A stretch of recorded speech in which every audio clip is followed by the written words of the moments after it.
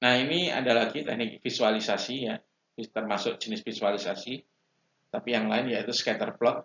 Jadi memplot data di koordinat kartesius, atau kadang-kadang ada yang menyebutnya sebagai data space.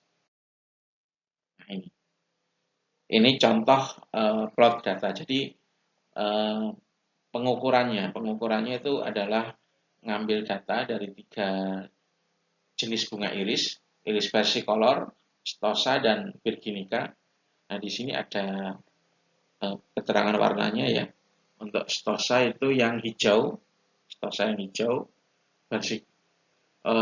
yang biru, versicolor yang hijau, virginica yang merah.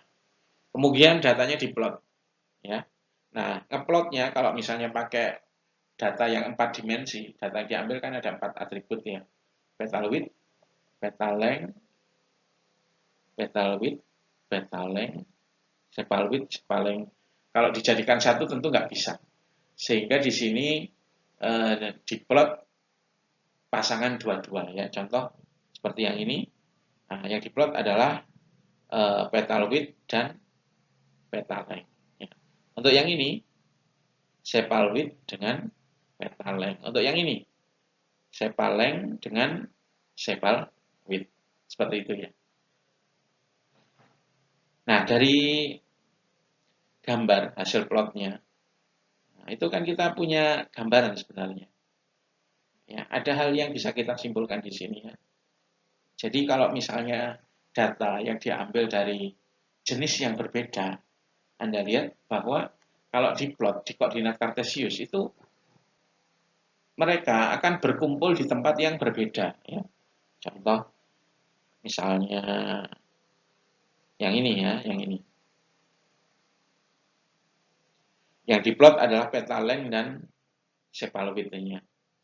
Untuk data yang biru itu adalah bunga iris tapi jenisnya stosa, yang hijau yang versicolor, merah virginica. Anda lihat yang stosa cenderung gerombol bareng dengan stosa ya. Versicolor cenderung gerombol bareng dengan versicolor. Kemudian virginica juga cenderung gerombol dengan virginica. Nah, prinsip tersebut itu sangat penting ya dalam analisa data atau data mining. Karena bisa digunakan untuk menebak jenis suatu data. Ya, contoh, saya punya bunga iris yang tidak diketahui jenisnya. Kalau diplot ternyata bunga iris tersebut lokasinya ada di sini. Nah, kira-kira kalau kita disuruh nebak dia masuk mana? Nah, karena posisinya dekat dengan virginica, kita tebak dia dengan virginica. Nah, itu salah satu konsep yang penting ya, yang akan Anda pelajari di bab-bab selanjutnya, yaitu distance atau jarak. Teknik visualisasi yang lain, kontur plot ya. Kontur plot. Ya, seperti ini ya, kontur plot. Nah, seperti yang sudah diberi contoh di awal tadi, suhu ya, suhu.